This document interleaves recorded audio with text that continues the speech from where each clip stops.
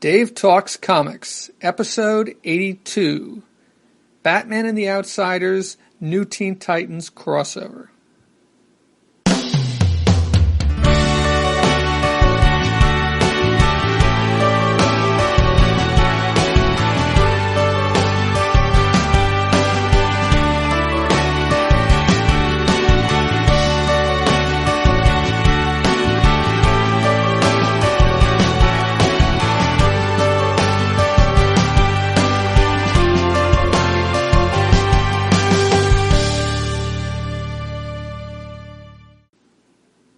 Welcome to Dave Talks Comics, a program on the subjects of comic books and cartoons. I talk about comic books I have read and cartoons I have watched. I talk from my notes. I don't go panel by panel or scene by scene. I try to do more than just summarize the stories. This program is not spoiler-free. I try not to spoil everything, but in the process of talking about these comic books and cartoons, I will probably spoil them in some way. On this episode of Dave Talks Comics, I will be talking about the Batman and the Outsiders New Teen Titans crossover from December 1983.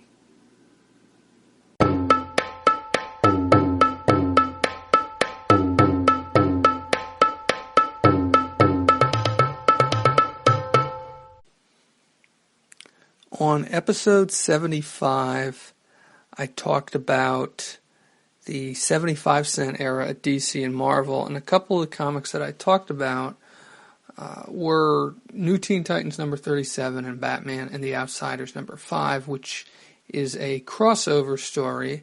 It begins in the New Teen Titans 37 and finishes in Batman and the Outsiders number 5. It appeared that both are cover dated December 1983.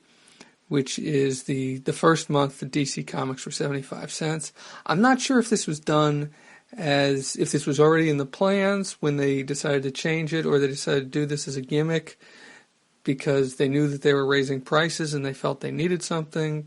I'm really not sure on that. Part of the reason why I decided to go back and read this story is that when I did episode 75, I mentioned that the Fatal Five, or the Fearsome Five, not the Fatal Five. Fatal Five, I believe, are Legion of Superhero Villains.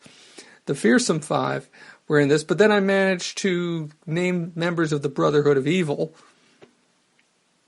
which were Doom Patrol villains, which Doom Patrol does have ties to the New Teen Titans, because after all, Changeling, Beast Boy of the New Teen Titans, was originally a member of the Doom Patrol, or at least a protege of the Doom Patrol.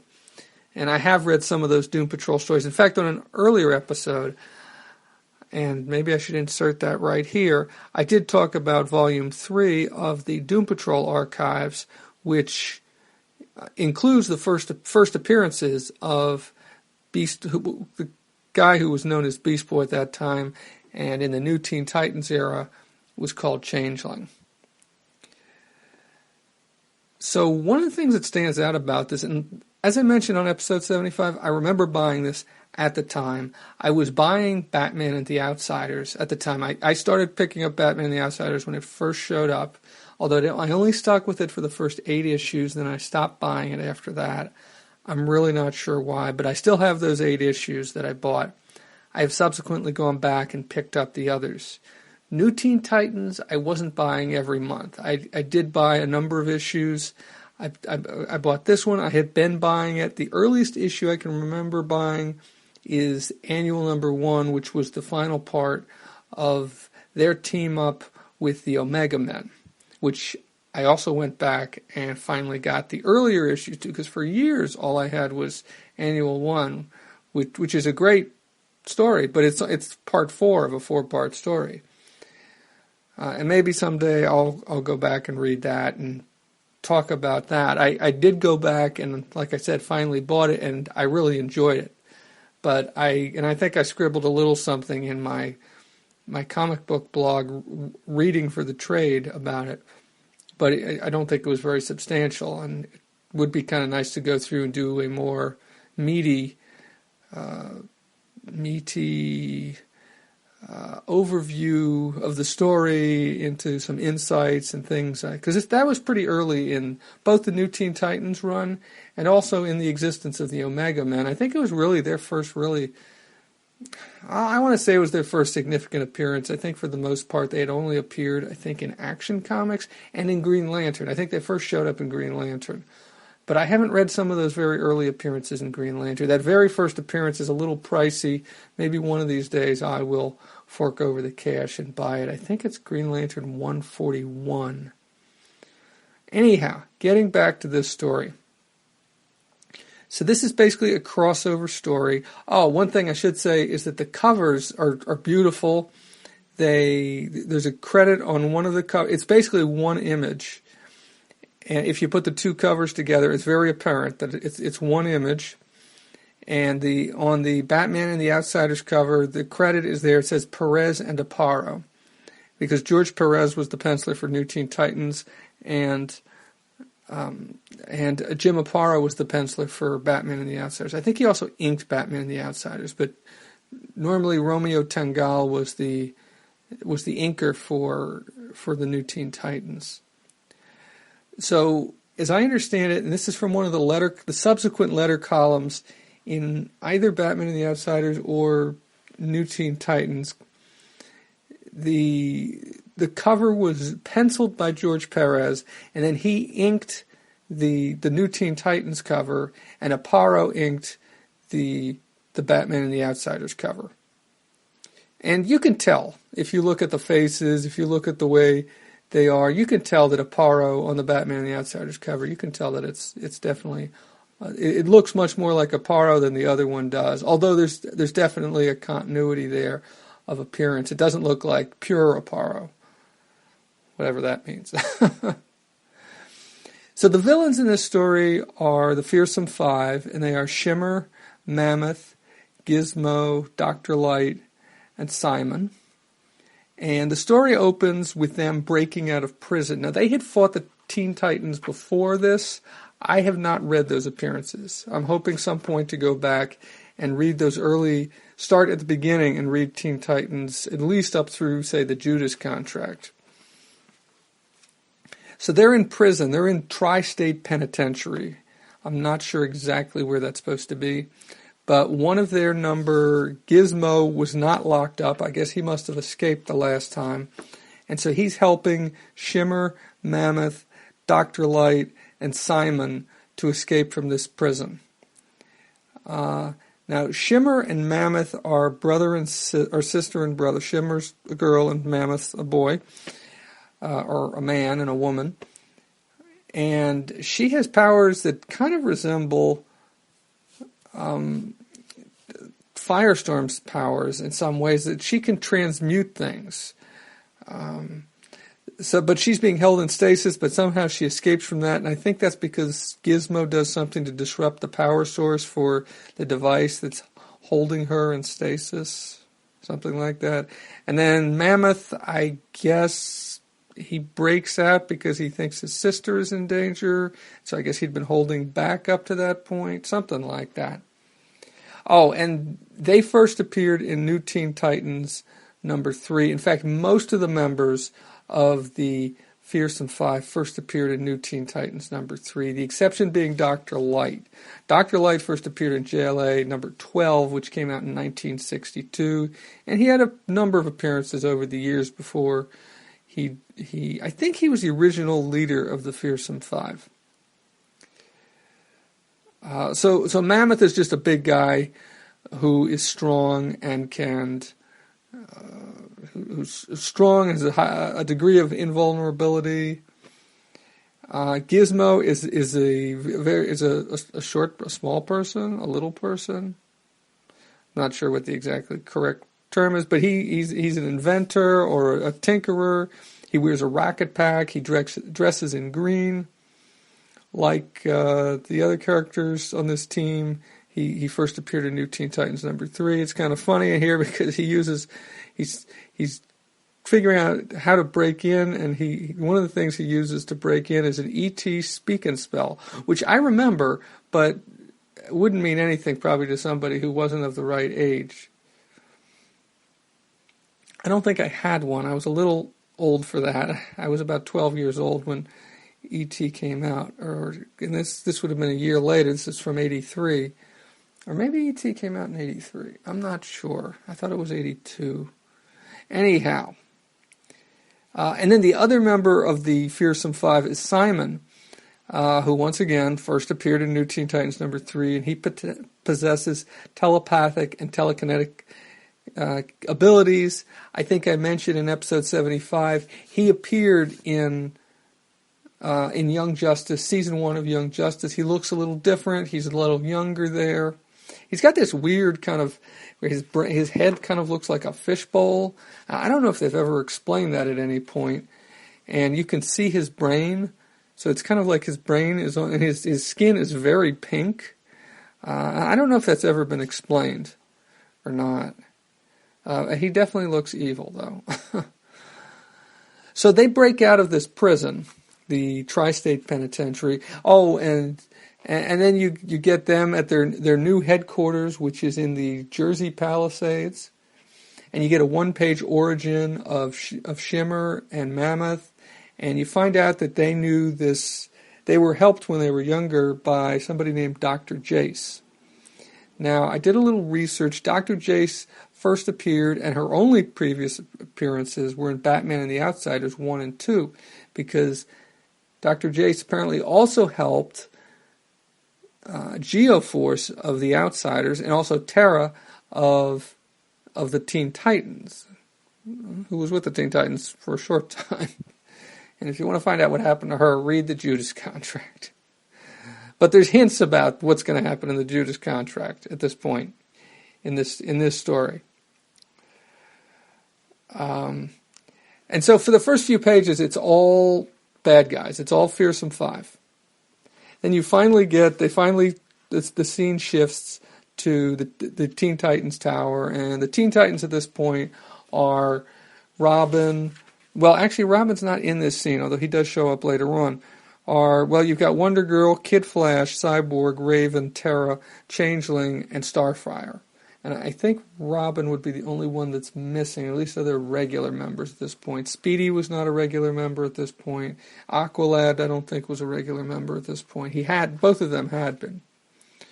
So basically, what ends up happening, one interesting thing that happens during these opening scenes is that you see some of Terra's thoughts, and her thoughts reveal that she's working with the Terminator, Deathstroke, Slade Wilson, who I also mentioned when I was talking about Arrow on episode 76 of Dave Talks Comics.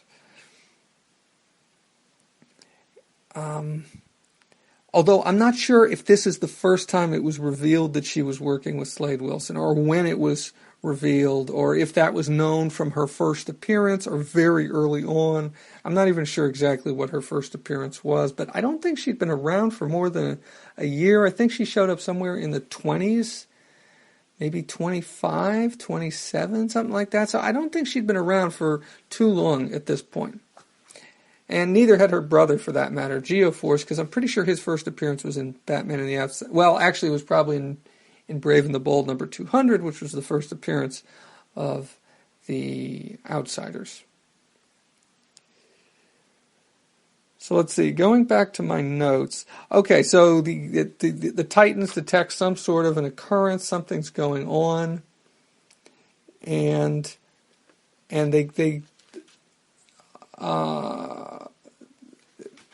they go to investigate, and they meet the Outsiders. Well, they don't recognize the Outsiders, so they get into a fight. One of these typical scenes that happens when heroes meet. They fight because they assume somebody else has superpowers, and they don't know who they are, and they must be a bad guy.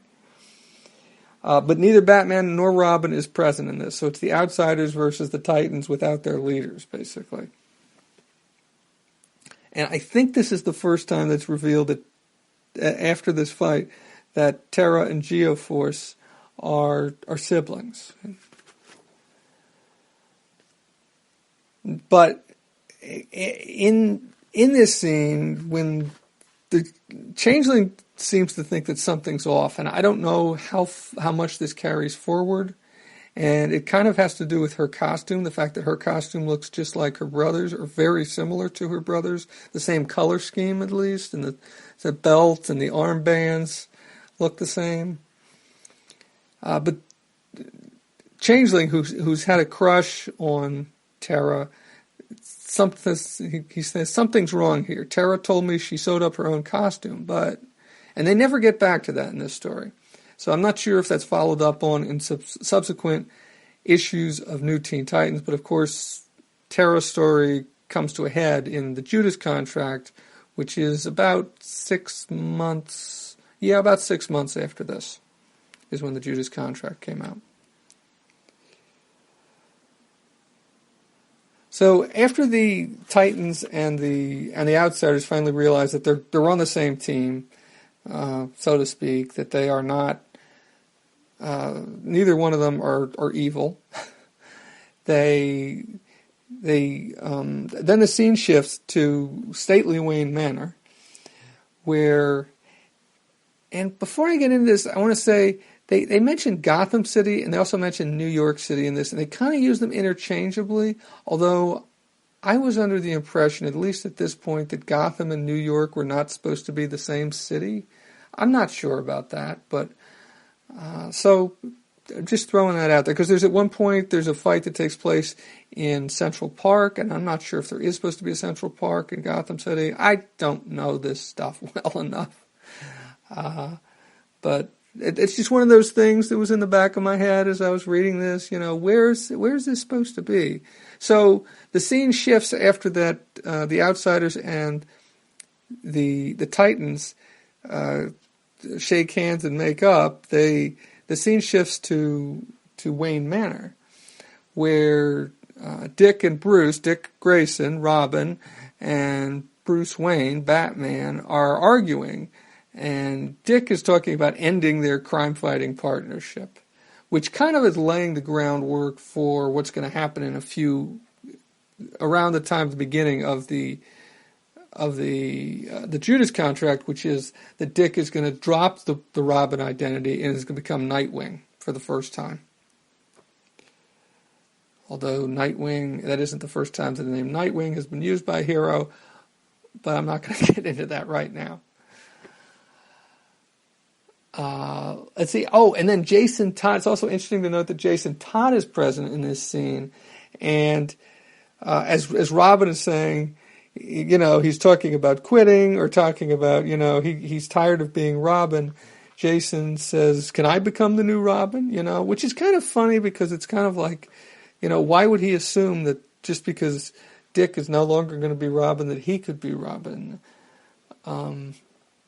And Jason Todd had not been around for very long at this point. He first appeared in Batman 357, which was cover dated March of '83, which would have been 9 months before this issue came out. And obviously Jason Todd does become the new Robin, and he is the one who is killed by the Joker in The Killing Joke. And The Killing Joke? A Death in the Family. A Death in the Family, yes. He's the one who's killed by the Joker in A Death in the Family. And I'm not that, other than that story and an appearance here and there, I really don't know that much about him. I know he later becomes Red Robin, I believe. And he has come back for a couple decades. He was dead, and he came back. And I'm kind of going into an area that I really don't know a whole lot about, so I think I'm going to stop speculating here. So the Fearsome Five captured Dr. Jace, who was this scientist who helped both Shimmer and Mammoth and also Geoforce and Terra years ago when they were growing up, learning how to deal with their powers that they had been given. And apparently they believe that, the Fearsome Five believe that Dr. Jace can enhance their powers, although that's not exactly what she does for them. So they're interrogating Dr. Jace, and Simon, and I should mention, Simon is spelled Psimon. Simon is using his mental abilities to cause her blood to boil, and which is extremely painful, And that scene only lasts a page, and she finally says, "Please stop, I'll do anything." So then you get the Titans and the Outsiders meet, and apparently there's been some bodies found, which are made of which seem to be people who were made of mud, or people who've been changed into these mud-like creatures, these partial mud-like creatures. And Raven is basically able to get a reading off of one of them, and she sees Dr. Jace and Dr. Light and Mammoth. And so then, let's see, how do they figure out where these guys are? Somehow they track down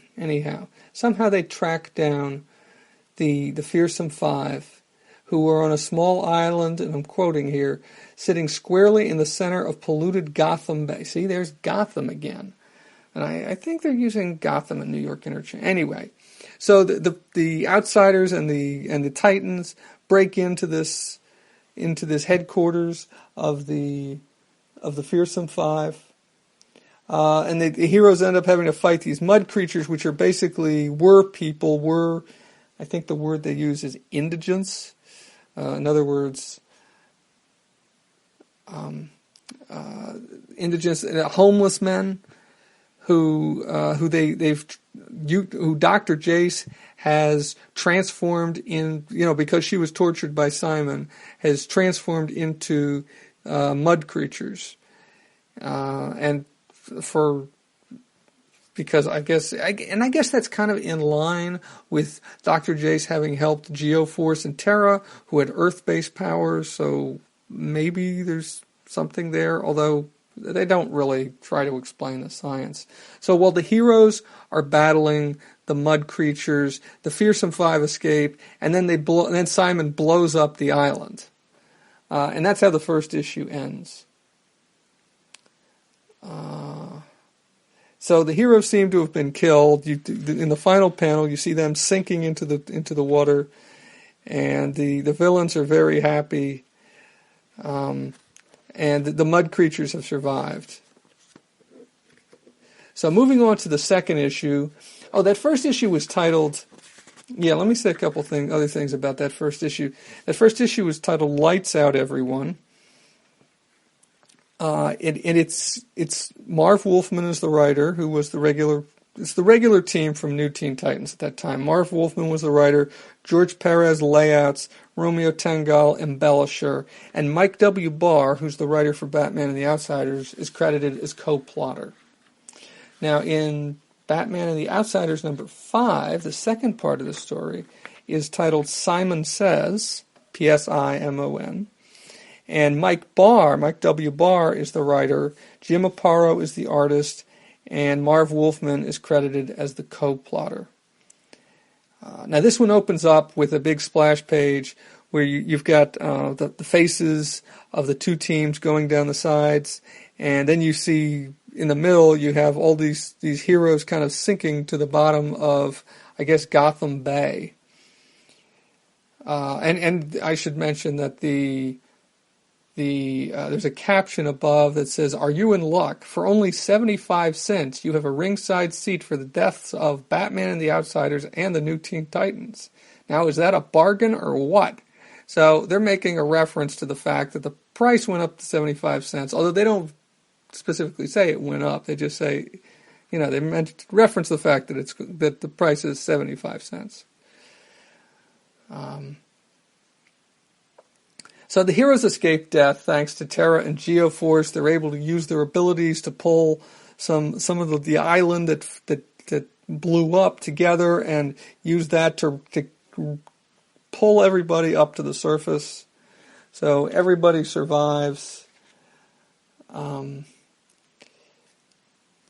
at that point, Batman decides he's going to take over, but Robin's not happy about this, and so he's irked about it. Actually, he doesn't say anything, but you see him internally thinking, it's always the same. Every time I step out on my own, he steps in.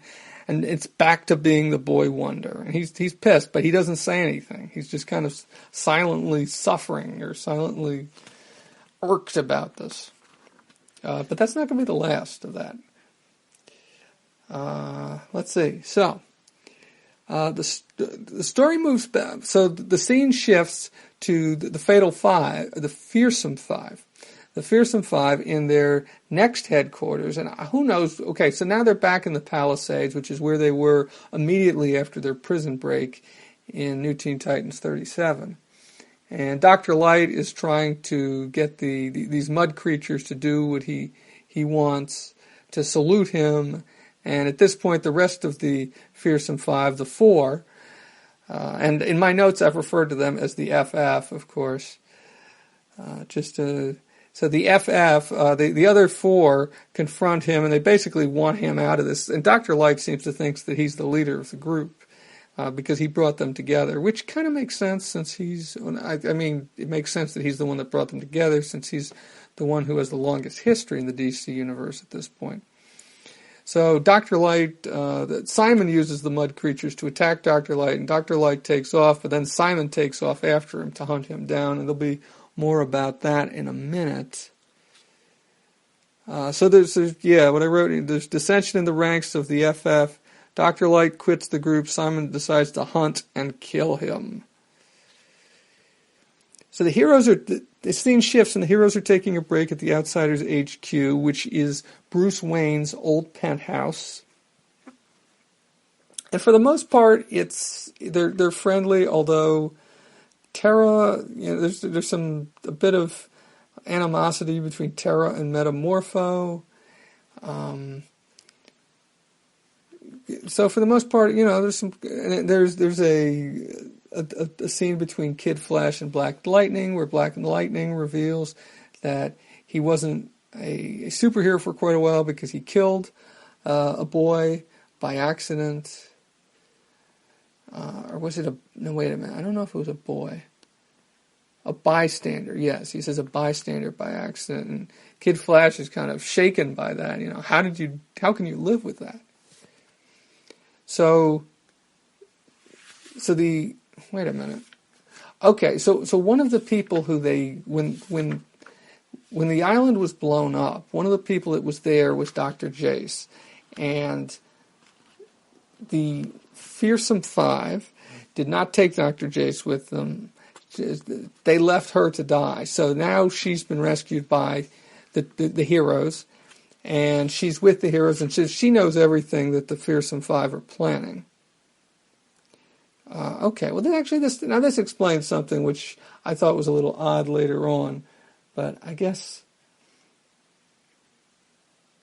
So what happens next, and I'm not sure exactly how they hear a report on the radio that there's something going on. The Dr. Light is in Central Park, and so they go to Central Park. They find Dr. Light fighting the mud creatures and Simon. They fight off Simon. Simon takes off, and then they fight Dr. Light. And there's this weird moment in this where Dr. Light is thinking, back in the frying pan, got to create a diversion, as he's trying to fight against all of the Outsiders and the Titans at the same time. And then all of a sudden, Halo saying, create a diversion. Yes, Doctor. And then she turns and she starts attacking the other heroes. Now, this is never really explained, but they do say something about, eventually they subdue, Raven manages to subdue Halo, but they don't really explain what happened. But Batman does say, another mystery about you, Halo, but it will have to wait until our current problem is solved. So I'm thinking that maybe this gets explained in a future issue of Batman and the Outsiders. And if I ever get around to going back and reading Batman and the Outsiders, maybe I'll figure out what that was. But it's almost like there was some telepathic thing there, because Dr. Light doesn't have hypnotic abilities, and he wasn't trying to do anything. It's just like somehow Halo knew what he was thinking and did what he wanted. Although he didn't specifically say, I wish she would attack her teammates.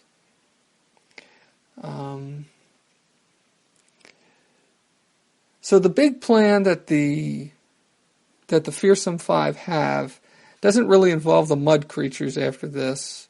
I guess they were only good for trying to kill the heroes, although they were unsuccessful in that.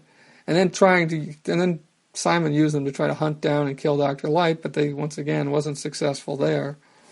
So the big plan that the bad guys have is to hypnotize everybody in New York City, and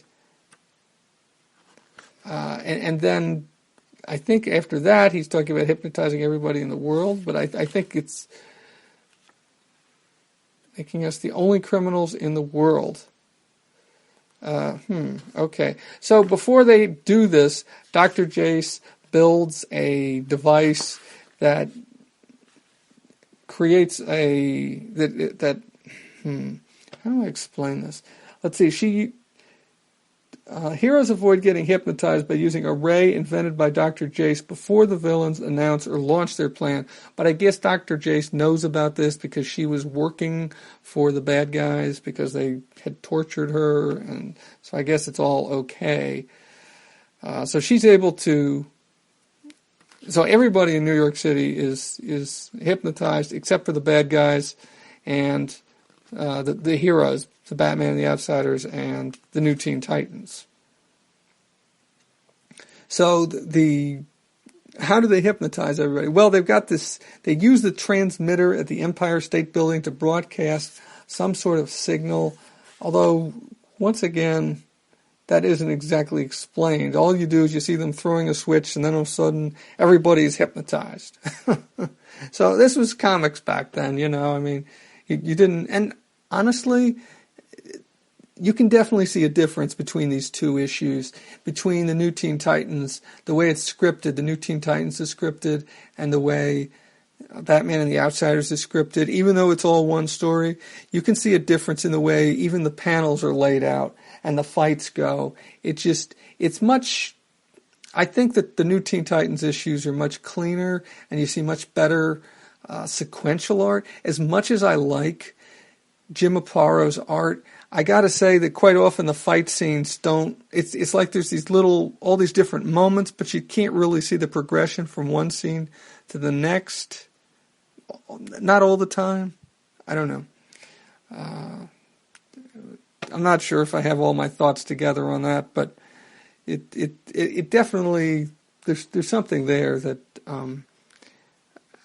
I like the way Jim Aparo draws some of these scenes and some of these fights and some of these characters, but at the same time, I think Perez does a better job, and I don't know. I mean, for all I know, it could be that Mike W. Barr is dictating exactly what each panel should be, and so maybe Aparo isn't the one who's actually laying these out, because he's credited as artists, whereas in the New Teen Titans issue, George Perez is credited as...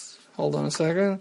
George Perez is credited as with layouts, which makes it sound like he's being given the story and then he's making decisions about how the page should be laid out. I don't know. So everybody in New York is hypnotized except for the heroes and the villains. So the heroes go to New York, go to the Empire State Building, where the villains fight the villains. They have to fight off some civilians who are hypnotized and pick up axes, and are there any other weapons that they pick up? I think they have axes and clubs and things like that, and they're attacking the heroes. There's another moment here where Batman and Robin get into a fight over tactics. What is it that Batman says? Batman's like, okay, half of us will handle the people, and half will tackle Simon.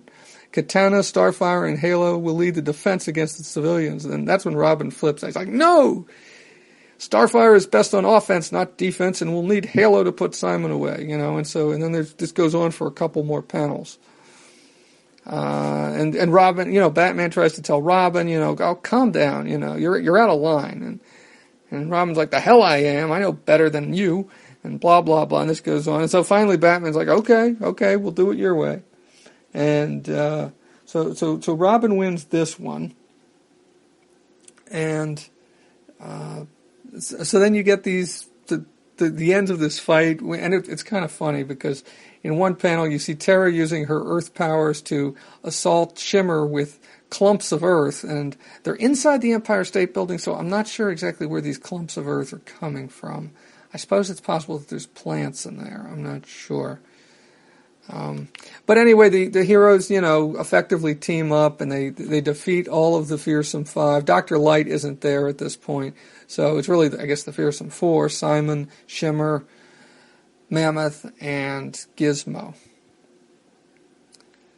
And there's this interesting moment where Simon... Oh, no. Okay. I thought one thing. I'm looking at these panels and now I'm realizing I'm seeing something else. Okay. I thought Simon transformed, but he doesn't transform. It's somebody else who's in this other panel. So they capture the heroes, the villains. But when they get back, they had left Dr. Jace in charge of looking after Dr. Light. And they had tied him up. But they get back, and Dr. Jace has been knocked out, and Dr. Light's uniform is there, and there's a note on it that says, "I quit," but he's gone. And then finally, Batman and Robin shake hands and make up, and which is kind of interesting because, and Batman admits he should stop treating Robin as a kid. Or something, those aren't his exact words, but which is interesting though, because it kind of, in the previous issue when they were fighting, this kind of was foreshadowing what's going to happen, where Robin is going to drop this identity, and with them making up here, it kind of almost suggests it's not going to happen, but of course it is. But of course, Mike W. Barr is the one who's writing this, and he's not the one writing New Teen Titans, so blah. Maybe that's why. Yeah, this is a fun story. One more thing. And then you see Terra once again having thoughts about betraying the Titans towards the end of this, as she's saying goodbye to her brother. And saying, I have to betray them, and I don't want you to go down with them. You being her brother. But of course, he's not a member of the Titans. But so she's hoping that he'll stay away from the Titans. So that's it for this story. It's a fun story. It's a fun read. It's a great story. Probably not. It definitely, has there's some nostalgia here for me because I remember reading it at a particular time. It is a beautiful, the two covers together are beautiful. I don't think they ever did a poster of this. I'm not sure. Maybe they did. But it's like I said, it's a fun story. It's not as heavy as something like the Judas Contract. It's, I guess, more in line with something. Well, I don't know if it has really any long-ranging consequences. You do get hints of things to come, like the fact that Terra is going to betray the Titans, like the fact that Robin is having problems with being Batman's sidekick. Other than that, a lot of the other characters do not get a whole lot of individual time. Wonder Girl, Raven, Metamorpho, Cyborg, Black Lightning. They get a moment or so here and there, but the people, like I said, the focus, Starfire doesn't get really any time, Katana, so, really it's Batman and Robin and Terra who get, I think, the most in the way of character moments in this story.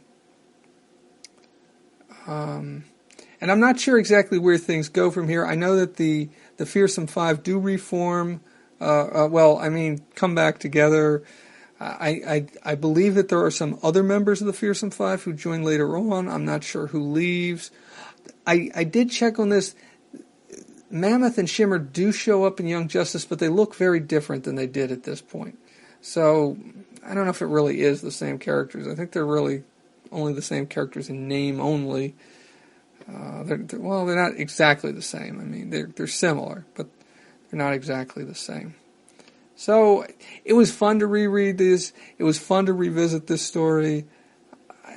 If you like Batman and the Outsiders, if you like the new Teen Titans of this era, you might want to go back and read these. But I was doing this mostly for my own sake and partly to make up for the fact that I completely forgot exactly who the villains were in this when I was talking about this story when I was in episode 75. And so I'm glad I went back, and I'm glad I read this. And like I said, it's a fun read.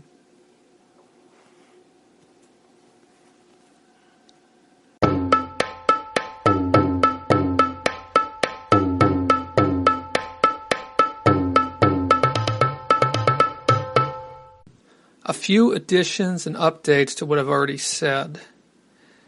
First, New Teen Titans number 37. I bought it off the racks when it first came out, but I must have sold it or given it away or lost it because I didn't have it a few years ago when I went back to find it. So I picked it up again when I was up in Reading, Pennsylvania, for the Comic Geek Speak Super Show in 2010. I was actually at Golden Eagle Comics in Reading. I bought it there because, I was at Golden Eagle. I should have been at the show. But when I woke up on Sunday morning, the second day of the show, I found that I had a flat tire. So I had to go and get that fixed. I got some help from AAA. I got the spare put on my car, and I drove to NTB in Reading, and right across from where I was from NTB, where I was getting the tire fixed, took a few hours to get the tire fixed, at least a couple, was a big mall, and in the mall was Golden Eagle Comics. And they were having a sale there at the time, and I went through, I bought, I think, a few comics, one of which was New Teen Titans number 37. I think that's all I have to say about that. And that was my first time going to CGS Super Show, Comic Geek Speak Super Show, but I also went in 2011 and 2013. About Tara, she first appeared in New Teen Titans number 26, which has a cover date of December 1982, which would be a year before these two issues, which were December of 83. About the Judas Contract, I mentioned that a few times, especially in reference to Tara. That ran from in Tales of the Teen Titans numbers 42 to 44 in Annual 3. It's a 4-part story. It is available, I believe, in trade. It's also available on Comixology. You should be able to get the issues for $1 or $2 a piece on Comixology. It's been collected a number of times. It's a very good story. One of these days, I do want to go back and read it and possibly talk about it on Dave Talks Comics. Now, a little bit about Tales of the Teen Titans. In 1984, DC Comics decided to do something with the New Teen Titans and with the Legion of Superheroes, and then later I think they did this with Batman and the Outsiders, where they were starting these lines of comic books that were going to be direct sales only, that were printed on higher quality paper. I believe they called this Baxter paper.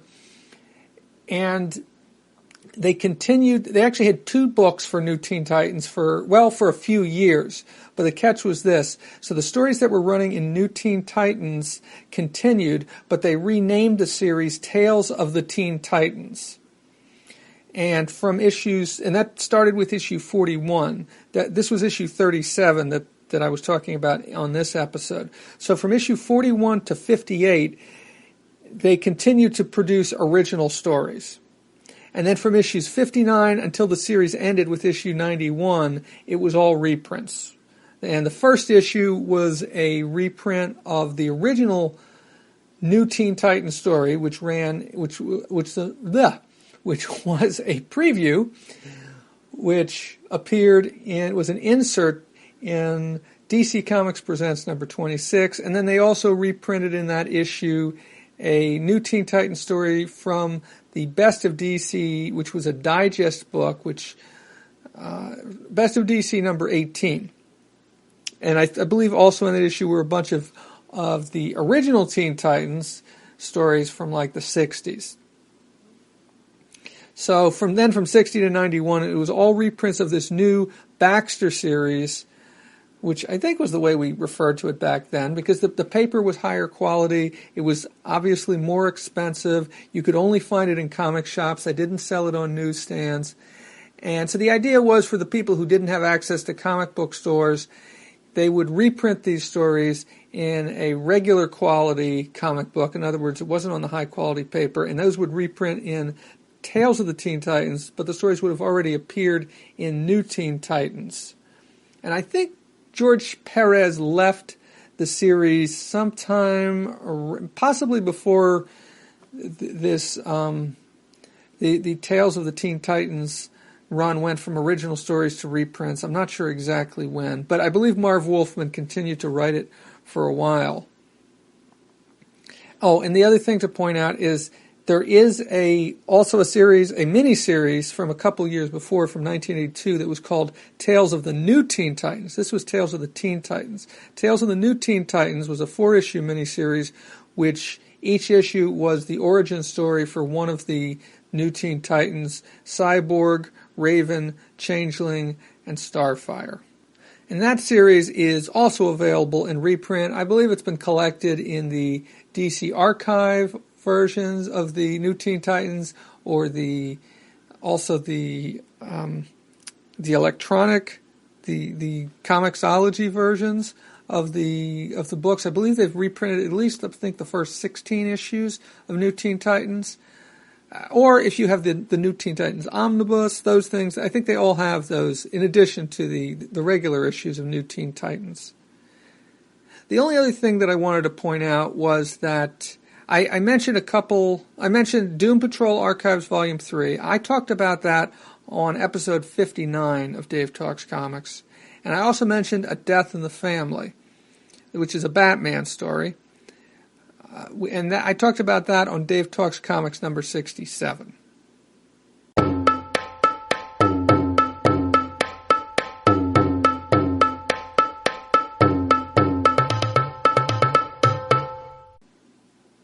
That's it for episode 82 of Dave Talks Comics. Dave Talks Comics can be found on the web at davetalkscomics.com and facebook.com/DaveTalksComics. On Twitter, at Dave Talks Comics. Email can be sent to davetalkscomics@gmail.com. Next time on Dave Talks Comics, I will be talking about a couple episodes from the first season of Justice League Unlimited, Initiation, and Fearful Symmetry. I'm Dave. Thank you for listening.